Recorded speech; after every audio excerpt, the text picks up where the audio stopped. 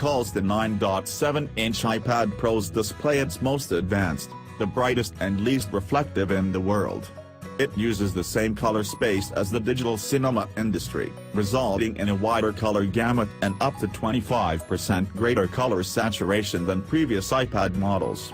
Moreover, Apple employed True Tone technology that uses a 4-channel ambient light sensors to automatically match the display's color and intensity to the room's ambient light. This makes the screen much easier on the eyes. Its peak luminance stands at 500 nits, which is great, but not exceptional. It will let you comfortably use the display under intense light, but there are still brighter mobile screens out there. The iPad Pro 9.7 inches display has the same 2048 by 1536 resolution as the iPad Air 2's. This makes for a pixel density of 264p, which makes individual pixels practically indistinguishable from a normal viewing distance. However, unlike the iPad Air 2, the new iPad Pro benefits from improved contrast as a result of subjecting the liquid crystal layer to photo alignment, creating more consistent orientation between the liquid crystals. Likewise, the touch digitizer maintains the iPad Air 2's 120Hz refresh rate, which gets dialed up to 240Hz when using the Apple Pencil. There's hardly any doubt that the new iPad Pro is a very powerful tablet. Apple jumped from the iPad Air 2's A8X SAC straight to the A9X SAC that debuted with the 12.9-inch iPad Pro. It has double the memory bandwidth and is 1.8 times faster than the A8X.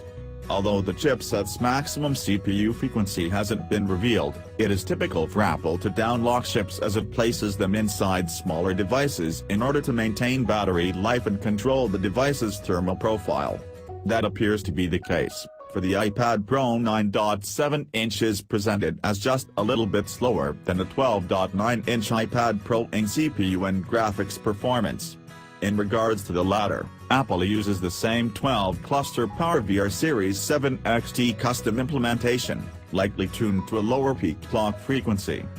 Upgrading from the 12.9-inch iPad Pro, which uses the same camera setup as the iPad Air 2, an 8MP sensor with 1.1 micron pixels and f/2.4 aperture, the 9.7-inch iPad Pro has a 12MP phase detection, autofocus, PDAF, camera with True Tone flash, wider f/2.2 aperture, 5-element lens, hybrid IR filter, backside illumination, and software image stabilization.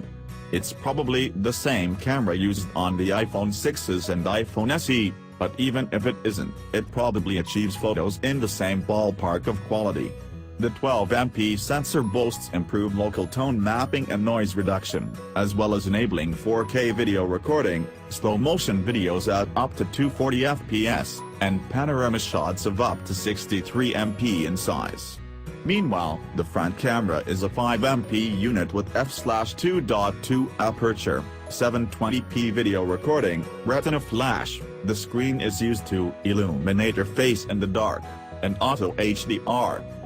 Shipping March 31st, the 9.7-inch iPad Pro starts at $599 for the base 32GB Wi-Fi model. Considering the iPad Air 2's 16GB space model sells for $399, a $200 difference for a storage increase, accessory compatibility, display and sound improvements, and incredibly fast hardware seems justified. But that depends on whether you can really utilize the hardware to its full extent, and for that, you will need to shell out additional cash for the Smart Keyboard and Apple Pencil, which pushes the price tag into the territory of a sub-$999 PC. Then again, no PC will let you do the exact same stuff an iPad with its touchscreen, stylus, and unique apps would.